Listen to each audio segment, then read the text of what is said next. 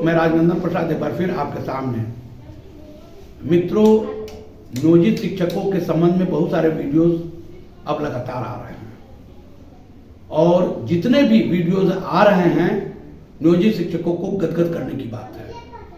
ये तो तय हो गया कि अब स्नातक ग्रेड में प्रमोशन आपको मिलने जा रहा है, आपको कालबद्ध प्रोन्नति का लाभ मिलने जा रहा है।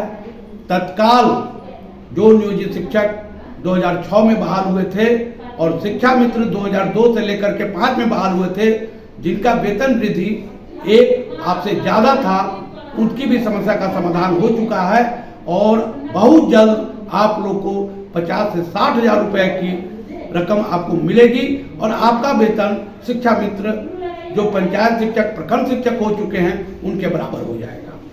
मित्रों, ये खुशी की बात है।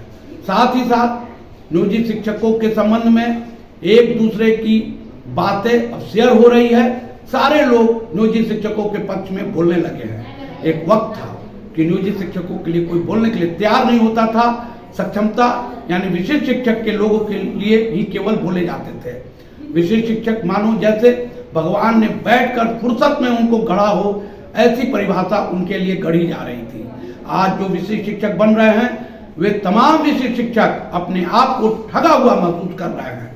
प्यारे मित्रों, एक बात मैं और बोलना चाहूंगा कि 2019 के चुनाव में भारतीय जनता पार्टी अपार बहुमत से जीती, लेकिन वही भारतीय जनता पार्टी 2024 के चुनाव में 240 पर आके अटक गई। मित्रों, कहने का मतलब यह है, कभी कभी झटका देना चाहिए। सरकार को झटका देने से सरकार तब जाकर जनता के बारे में सोचती है और बात करती है। इसका ताजा उदाहरण आपको बताते हैं कि भारतीय जनता पार्टी 2024 के इलेक्शन में जब 240 सीटें लाई तो उसे लगने लगा कि जनता उसे नाराज हो रही है। इसी कारण वे लोग अब इनकम टैक्स में 12,000 पर जाकर रिबेट देने लगे, 12 लाख पर। अब 12 लाख तक रुपया जिनका आमदनी होगी, उन्हें 1 रुपया भी इनकम टैक्स नहीं देना होगा।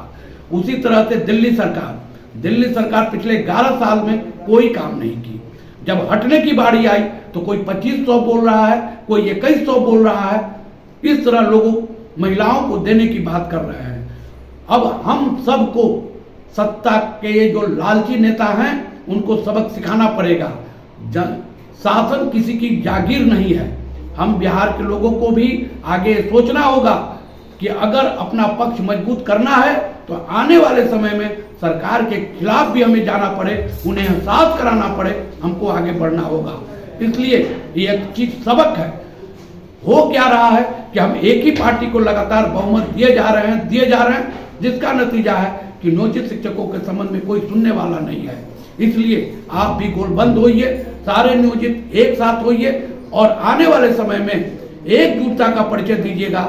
निश्चित तौर पर सरकार बैकफुट पर आएगी और आने वाले समय में आपकी जो जायज मांगे हैं, वे सब के सब मांगे मानी जाएगी। मेरे प्यारे मित्रों, मैं राजनंदन प्रसाद एक बार फिर आपसे निवेदन करूंगा कि आप मेरे वीडियोस को ज्यादा से ज्यादा लाइक करें, शेयर करें, सब्सक्राइब करें। धन्यवाद, बहुत बहुत धन्यवाद। जय हिंद।